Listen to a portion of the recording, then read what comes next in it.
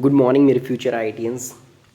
तो अभी आज हम देख रहे हैं ओडी के टॉपिक 8 का यानी सेकंड ऑर्डर डिफरेंशियल इक्वेशन का क्वेश्चन नंबर 7, जो कि हमारा पूछा गया था जैम 2018 में 2 मार्क्स का क्वेश्चन। बट इसको स्टार्ट करने से पहले मैं आपको बता दूं ये बहुत ही ज़्यादा अच्छा क्वेश्चन था, जो कि बहुत ही कम लोगों से बना था। जब एग्ज़ाम में क्वेश्चन आया था तो इसका कॉन्सेप्ट आप बहुत ही अच्छे से समझना। आई नो कि क्वेश्चन एक बार में शायद आपसे ना बने या मे भी समझने में भी दिक्कत हो, पर मैं आपको बहुत ही डिटेल में धीरे धीरे इसको समझाऊंगा। आप इसको समझना और उसके बाद आपका काम होगा कि आप खुद से इसको बना करके प्रैक्टिस करो, ठीक है। तो चलिए क्वेश्चन हम देखते हैं। तो हमारा क्वेश्चन ये है कि a particular integral of the differential equation this, ठीक है। तो आप जो बेसिक काम करते हो मैं वो काम करता हूँ।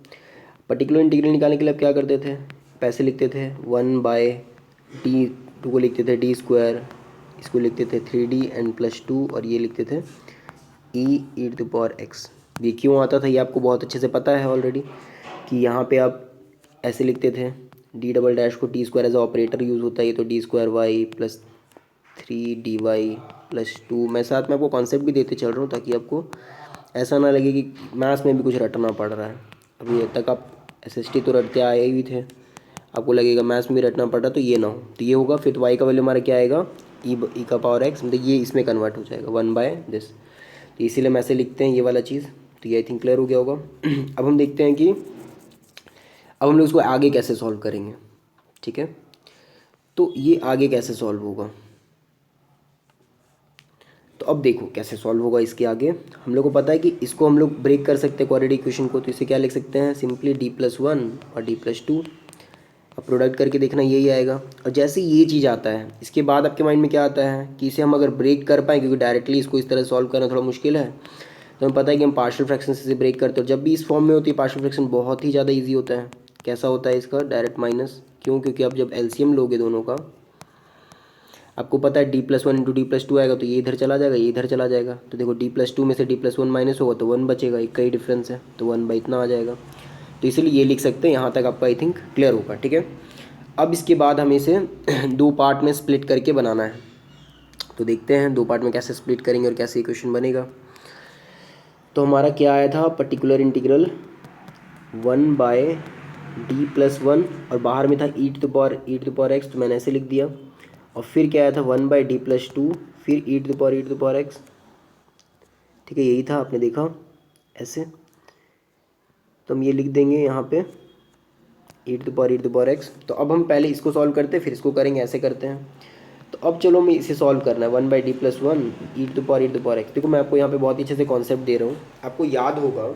देखो अगर यहाँ पे सिर्फ 1/d होता, ठीक है, 1/d अगर होता लेट से ये, तो इसे हम डायरेक्टली लिखते हैं इंटीग्रेशन ऑफ e⁻x, तो ये काम हमारा हो जाता है। लेकिन यहाँ पे तो सिर्फ यहाँ पे ऐसा है नहीं, d+1 है। बट यहाँ पे हमारे पास एक तरीका है इसे चेंज करने का। कौन सा तरीका है, आप याद करो कि आपने ऑलरेडी पढ़ा है कि जब भी इस तरह से हो ऐसा कुछ, लाइक याद करो कि आप ऐसा आता था 1/d+1 e⁻ax समथिंग, या फिर मान लो कि इस तरह से, लेट्स से इसको मैं आपको इजी तरीके से बताता हूँ ताकि आपको रिकॉल हो जाए। याद करो कि ऐसा कुछ आता था 1/d-a और e⁻ax। तो आप क्या करते थे, तो आप e⁻x को उधर रिप्लेस कर देते थे और ये वाला d+a से रिप्लेस हो जाता था। तो आप क्या करते थे, e⁻x, मैंने ऑलरेडी बताया है अपने बेसिक वाले में, तो आप देख सकते हो बेसिक लेक्चर्स में। तो यहाँ पे क्या हो जाएगा, d+a और ये माइनस है, तो यानी 1/d ऑफ 1 बचेगा। तो ये बहुत ईजी हो जाएगा अब। तो e⁻ax और ये इंटीग्रेशन 1 dx, यानी कि x e⁻ax आ जाएगा ऐसे। तो ये तरीका था सॉल्व करने का। तो सेम इस तरीके को हम फॉलो करेंगे यहाँ पे भी। तो यहाँ पे हम क्या करेंगे, इसी चीज़ को फॉलो करते हैं। तो अब यहाँ पे आप बोलोगे कि भाई यहाँ पे तो ऐसा कुछ है नहीं, हम क्या करें, कैसे हम -1 से रिप्लेस करें एंड ऑल। तो आपका नहीं है तो आप बना सकते हो, e⁻x और e⁻−x से मल्टीप्लाई कर दो, क्योंकि जैसे ही ये दोनों से मल्टीप्लाई करने का मतलब है कुछ नहीं करना ओवरऑल। तो मैंने ये कर दिया और डिवाइड बाय लिख दिया d+1, मतलब मैं एक्स्ट्रा e⁻x और e⁻−x लिख दिया, ठीक है। अब हम समझते हैं अब आगे क्या होगा।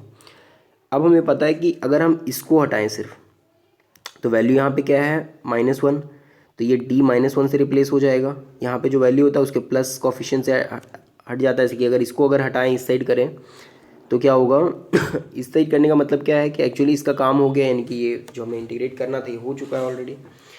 तो ये किससे रिप्लेस होता है, d+1 से, लेकिन d+1 से रिप्लेस करें तो फ़ायदा नहीं है, d-1 से जब रिप्लेस करेंगे तो हमारा ये वैल्यू d बनेगा। तो हम क्या करेंगे, इसे हटाएंगे यहाँ से, तो e⁻⁻x और हमारा वैल्यू बचेगा क्या, 1/d-1 +1, और यहाँ पे क्या आएगा e⁻x e⁻x। देखो +1 -1 ख़त्म, तो हमारा वैल्यू क्या बचा, सिर्फ e⁻x और इंटीग्रेशन e⁻x dx, तो ये आ गया। तो आई थिंक आपको यहाँ तक क्लियर हो गया होगा बहुत ही अच्छे से। अब तो आपको पता है बहुत ही ईजी कि जैसे ही आप लेट करोगे e⁻x को t, तो ये क्या हो जाएगा, या फिर आप e⁻x को भी t लेट करोगे तो भी आपका काम हो जाएगा ऐसे। तो ये क्या आ जाएगा, इसका डिफ्रेंसिएशन यही होगा e⁻x, फिर ऊपर चलेंगे, फिर e⁻x का क्या होगा e⁻x dx = dt। तो यानी देखो आप इसको अगर इसको t लेट कर रहे हो तो पूरा dt में आ जा रहा है, यानी कि dt का इंटीग्रेशन क्या होगा t, यानी कि t क्या था आपका e⁻x, तो आपका वैल्यू क्या आ जाएगा इसका e⁻x, और ये साथ में है e⁻x। ठीक है, तो ये हमारा आ गया। अब हम इसे करते हैं 1/d+2 वाले को, सेम यही कॉन्सेप्ट हम लगाएंगे दूसरे वाले में। तो ये पर्टिकुलर इंटीग्रल जो हमारा था वो 2 था, लेकिन हम निकाल रहे हैं किसका वैल्यू 1/d+2 e⁻x का। तो अब ये कितना आएगा हमारा तो यहाँ भी हम सेम काम करेंगे, मल्टीप्लाई करेंगे e⁻−2x से, क्योंकि हमें 2 इस बार हटाना है, तो ये हो जाएगा ऐसे, ये और ये e⁻x डिवाइडेड बाई क्या हो जाएगा d+2। तो अब हमें किसे रिप्लेस करना है, फिर इसे इस साइड करेंगे, तो इसे जब हम हटाएंगे तो क्या बचेगा हमारा d-2 +2, और ऊपर होगा e⁻2x और e⁻x। तो ये देखो +2 से -2 कैंसल्ड आउट, तो e⁻−2x और ये इंटीग्रेशन हो जाएगा e⁻2x। यहाँ मैंने वही वाला कॉन्सेप्ट लगाया सिंपल। अब यहाँ पे अब क्या करो कि लेट कर लो e⁻x को, लेट से z लेट कर लो, तो यहाँ से क्या होगा e⁻x dx = dz। तो ये वाला वैल्यू हमारा क्या हो जाएगा, यहाँ पे हमारा क्या आ जाएगा e⁻z इंटू e⁻2x है, यानी कि e⁻x dx का वैल्यू क्या था dz, और e⁻x हमने क्या लिया z। तो बेसिकली मैं क्या बता रहा हूँ कि e⁻2x को हम 2 बार लिख सकते हैं, e⁻x इंटू e⁻x, यानी कि z इंटू z, लेकिन हमारा ऑलरेडी e⁻x dx = dz, यानी z dx जो आएगा वो dz आ गया, यानी हमने dz लिख दिया, और e का पावर क्या है ये ex, तो e का पावर z आ गया इसकी जगह पे, बस ये हो गया। अब सिंपल आप इसे इंटीग्रेशन बाय पार्ट्स करोगे तो आपको पता है, जो कि मैं डायरेक्ट भी कर सकता हूँ, मुझे पता है, आपको समझ में आ जाएगा कि आप इसे फर्स्ट इंटीग्रल लोगे, इसको सेकंड।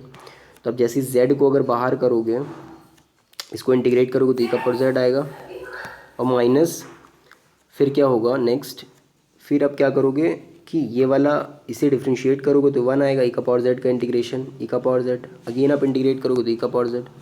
ये बेसिक जो इंटीग्रेट करते हैं, मैं कांस्टेंट नहीं लिख रहा हूँ कि बाद में लास्ट में एक बार ही ऐड कर दूंगा कांस्टेंट। तो ये क्या हो जाएगा z बाहर में, और या फिर आप देखो यहाँ से क्या होगा हमारा, अब चाहो तो इसे लिख सकते हो कि ये हो गया हमारा, इसका जो वैल्यू आएगा वो हो जाएगा हमारा e⁻, देखिए z, देखो यहाँ पे इसका वैल्यू क्या है z, यानी कि हमने z किसे लिया e का पावर x को, यानी e का power x into e⁻x minus e का पावर z, यानी कि e का पावर x।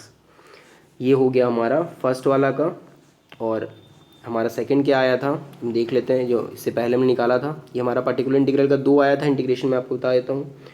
पर्टिकुलर इंटीग्रल हमारा 2 तरीके से आ रहा था, यहाँ से आप देख लो, एक इससे और एक इससे, इसके थ्रू हमने जो निकाला वो मैंने वहाँ पे लिखा, और ये माइनस साइन बस हमें लिखना है आगे में और ये आपका इसका जो वैल्यू हमने सॉल्व करके निकाला वो आया e का पावर x माइनस e का पावर x, यानी e का पावर x माइनस e का पावर x, मतलब माइनस यानी कि e का power minus x, sorry multiply में था, यहाँ पे ये मल्टीप्लाई में है, और यहाँ पे सामने में हम माइनस करेंगे क्योंकि ये वाला माइनस में था। अब आप अगर ध्यान से चीज़ देखो कि ये आपका देखो e का पावर x माइनस e का पावर x, और यहाँ पे 1 मिनट आप नोटिस करो, 1 मिनट,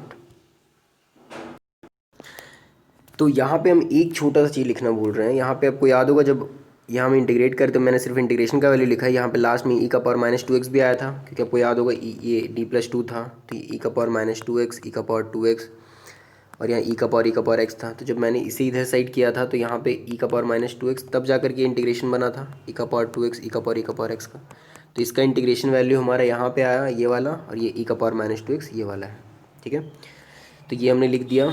अब आप अगर एक चीज़ देखो तो ये दोनों वैल्यू कैंसिल हो जाएंगे, क्यों कैंसिल होंगे ये वाला और ये वाला, क्योंकि देखो ये e का पावर -2x जब इससे मल्टीप्लाई होगा तो हमारा बनेगा माइनस ये e का पावर -2x है ये वाला, और यहाँ से क्या हो रहा है ये e का पावर -2x और ये का पावर x दोनों जब ऐड होंगे पावर तो -2x और x मिलके -x बचेगा, और बच जाएगा e का पावर x, और ये वाला हो जाएगा प्लस e का पावर -2x e का पावर x, और ये वाला हो जाएगा प्लस e का पावर x इंटू ई का पावर -x। अब अगर देखो ये प्लस में है और ये माइनस कैंसल्ड आउट तो बचेगा सिर्फ इतना, यानी e का पावर -2x e का पावर x, यानी e का पावर -2x e का पावर x, यानी आप देख सकते हो कि ये वाला बी नंबर देखिए आपका करेक्ट ऑप्शन होगा।